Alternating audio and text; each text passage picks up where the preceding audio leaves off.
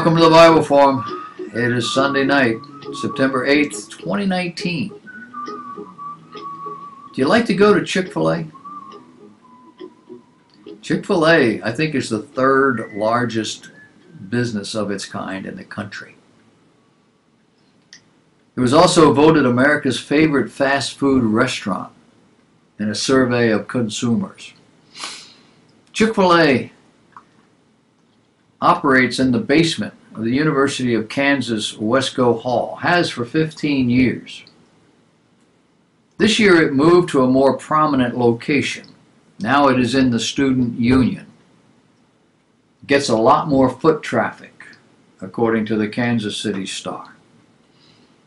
Additionally, the chain now has a larger role at university football games. The coin toss is now labeled the Chick Fil A coin toss. They pay for that stuff. So now a group of University of Kansas faculty members is calling for the removal of Chick Fil A from their campus.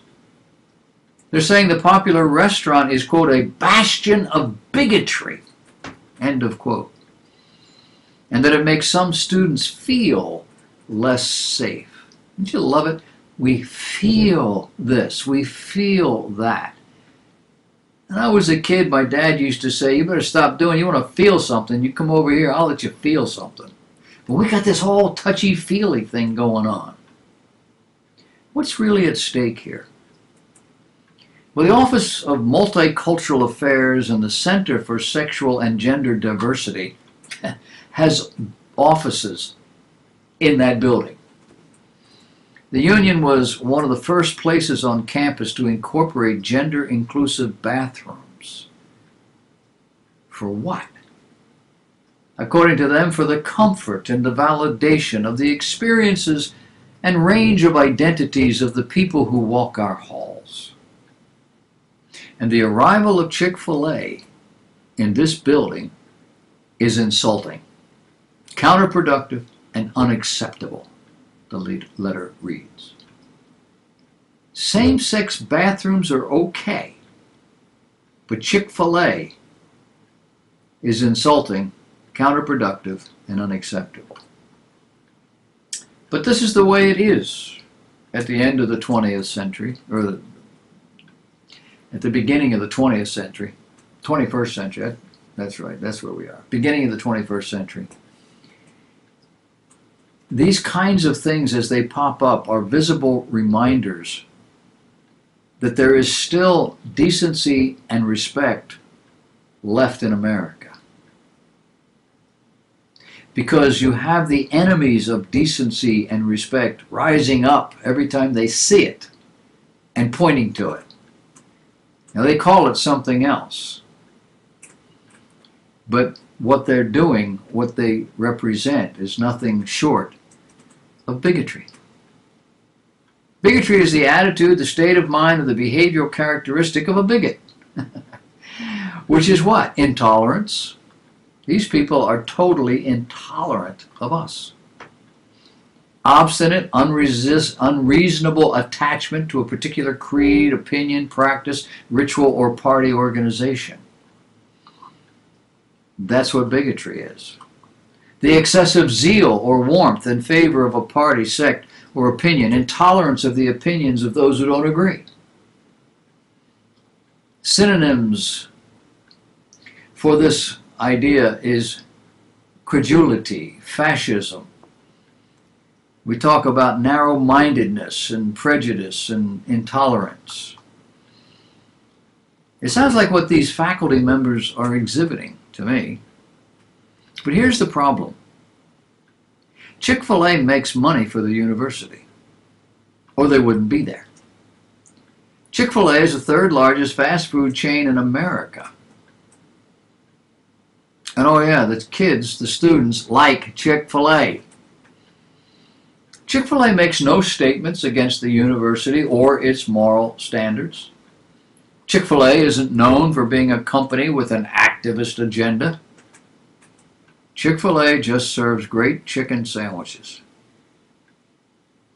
However, the leadership and philosophy of Chick Fil A is decidedly Christian in the biblical sense of the word. And that is their crime. So let's take the Bible and its moral standards out of society. What would you get? Well, immediately you'd get more crime. Do we see the crime rate going up in America? Yeah. People are basically selfish. Without an external moral compass, there'd be a whole lot more selfishness and morally destructive activity going on. And you can bet money that that's what's going to happen in our culture.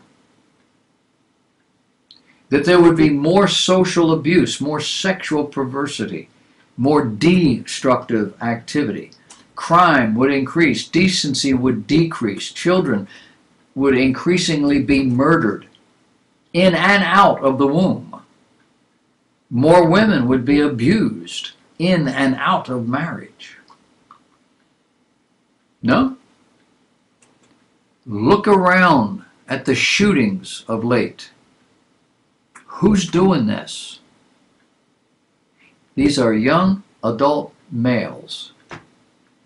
And why are they doing this? Some of them can't even give you a good reason. Why are they doing this? Because they have no moral boundaries. They have no sense of decency. Why not? Well, primarily, largely, because they've had no men in their life to curb this natural inclination. Women cannot control a stubborn, selfish, hormone-driven teenage boy. She can't do it. It takes a man with the willingness to stand up to him and convince him that his selfish, stubborn, arrogant attitude won't be tolerated. And sometimes that means grabbing hold of him and doing some other things to get his attention. And a woman isn't strong enough, physically or emotionally. But of course, all of this starts in the crib. Today, the average mother is far more sympathetic than she is authoritative. It didn't used to be like that. Mothers are always sympathetic. Oh, the poor little thing. But I'm going to tell you, when I was growing up, Mom was just as tough as Dad. And back in the day, the average man used to be more authoritative than sympathetic.